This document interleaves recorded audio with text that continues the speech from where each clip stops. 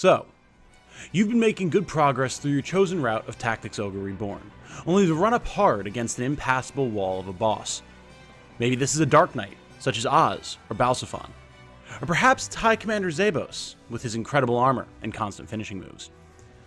Whatever the challenge ahead of you, I'm here to provide you a framework to use to approach and overcome any boss. Let's talk about it.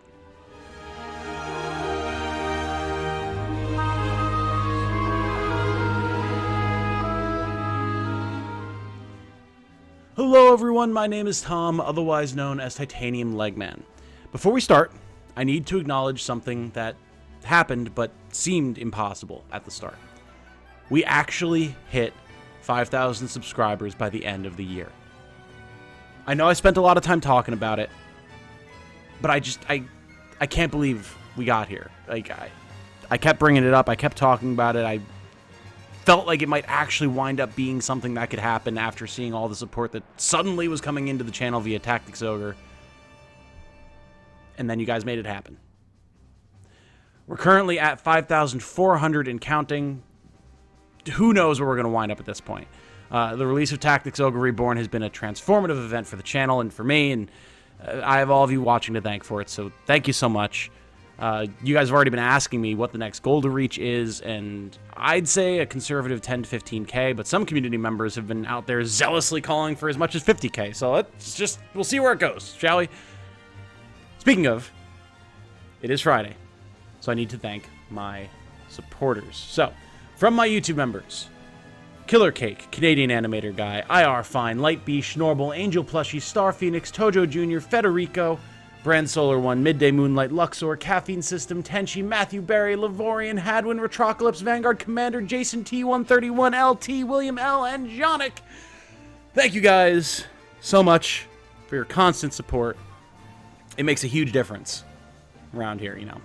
It's a solid supply of income without having to rely on ad revenue and the algorithm, so thank you.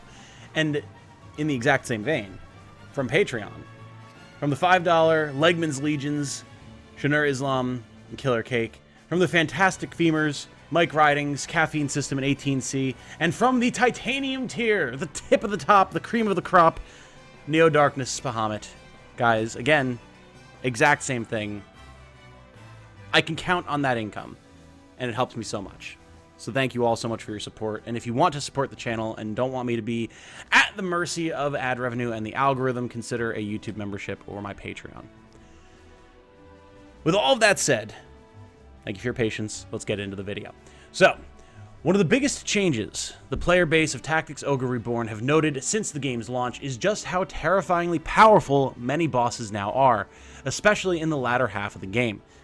With high stats, good equipment, resistance to status effects, and typically a full complement of buff cards right from the start of the battle, these boss encounters will challenge you to utilize the full breadth of the strategic options available to you. Due to this, I've gotten numerous requests to cover boss strategy, particularly when battling High Commander Xaebos, as he is one of the first bosses you are likely to encounter that really pushes your limits. So, as one of the first of these souped up bosses, we're gonna be talking about him as kind of a loose guide and the framework for this strategy. I'll be using my final battle with Xaebos as that basis. My goal is to provide a central framework that anyone can achieve, and then build out some strategies to apply depending on the type of boss battle ahead of you. So, that said, let's talk that base framework. Most boss fights in the game will allow for 10 or 12 characters. This framework suits either, but will assume a lesser number of 10, so feel free to slot in whatever 2 units you like when you have 12 available, unless I note otherwise. First off, the front line. The first consideration is, of course, your front line, your tanks.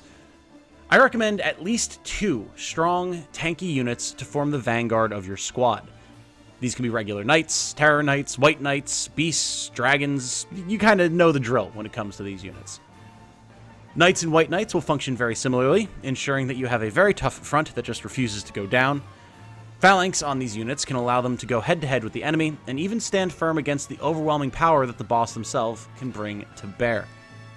Their healing magic will help to keep themselves and their allies up, while your clerics deal with other matters, and if using White Knights, they will also grant increased speed via Velocity Shift. Terror Knights, in turn, have been much discussed here on the channel, and for good reason. Their ability to fear multiple enemies on the front lines is very valuable, and their single target fear, when combined with a breach-inflicting two-handed sword, is guaranteed to inflict breach on the boss, which is vital. Finally, the massive health pools of beasts and dragons make them excellent damage sponges, especially with their ability to drop big AoE damage spells periodically. Moving on to damage, we're going to talk about part 1 of that formula, your melee units. After all, it doesn't matter how tough your front line is. If you don't have the firepower behind it to actually bring the enemy low, you aren't going to get anywhere. That's where your primary damage dealers come in. As far as melee is concerned, you have a wide swath of options. Berserkers, Rune Fencers, Ninjas, Swordmasters, Juggernauts, Dragoons, the list goes on and on. Really, the choices you make here are your own, as damage is damage, but consideration must be made to the terrain and army composition of your opponent, as well as what armor types the boss is using, as that will definitely have a big impact on how much damage you can deal with different types of weapons and classes. Are there lots of enemy clusters? Berserkers might be the answer with their big random AoE berserk attack. Are there enemy beasts? Well, of course, Dragoons are the obvious choice. You kind of get the idea here. You're going to have to adapt to the battlefield. The second half of the damage formula is those ranged focused units. These ranged units will typically consist of either archers or mages like wizards and warlocks.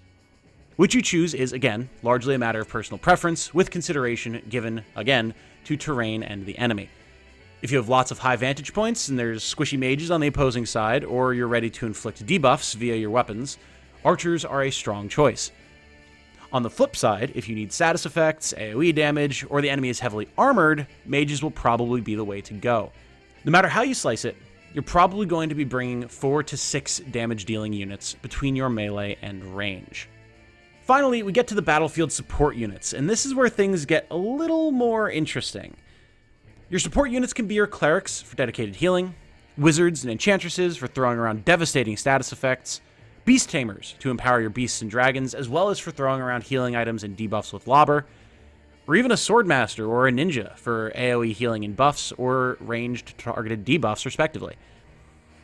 Your support is what's going to keep your tanks and your damage alive and doing the most damage they can, while stopping the enemy from inflicting maximum pain against you in turn. Due to the variety of support units available to you, it's a little murky on what exactly you should bring. I recommend at least one cleric, preferably 2, unless you're running a lot of units that can serve as off-healing, like Rune Fencers and Knights or White Knights.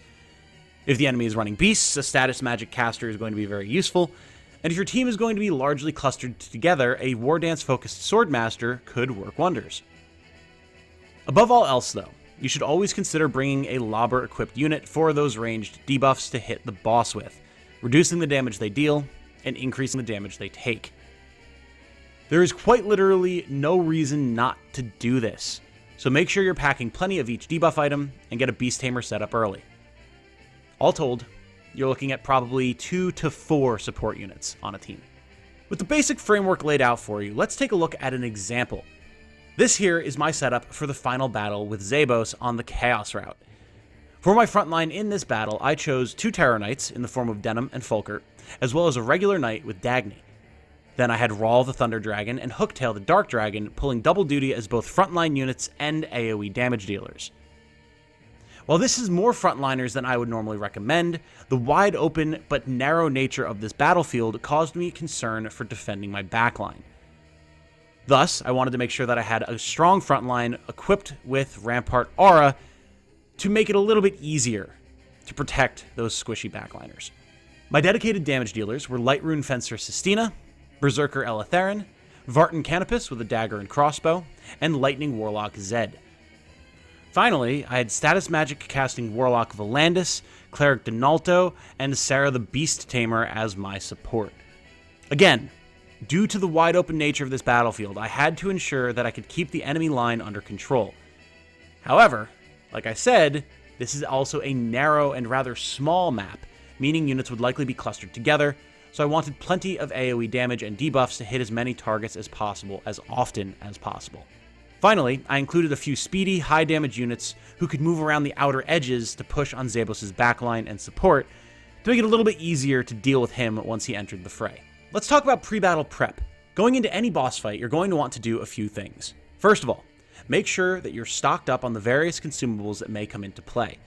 If you're going into a castle, by the way, assume a boss is coming and buy these items before entering so you can ensure you have what you need before you're trapped inside. Stock up on blessing stones, healing herbs, buff items like Array and Plumes, Crystallized Flames, and Spirit Stones of the Stars, and most importantly, debuff items including Brands of the Sacrifice, Dynast King's Mead, Echo Stones, and Rude Upright. This will ensure that you have healing, buffs, and debuffs for your entire team to keep you flexible and able to adjust to any scenario. When you enter the boss encounter, carefully scout out the enemy to get an idea of what you'll be facing. In particular, take note of what the boss seems to be set up to do. Using Xaebos as an example, we can see he is set up to deal big damage with lots of MP regen for constant finishers. As a heavily armored knight, we can also infer that he'll be quite tough to damage with physical attacks, so a very strong frontline to weather his attacks, magic damage, and debuffs that inflict weaken and breached are all useful here. Use this knowledge to guide your team building, and once you have your units selected, don't forget to equip them with a full set of consumables.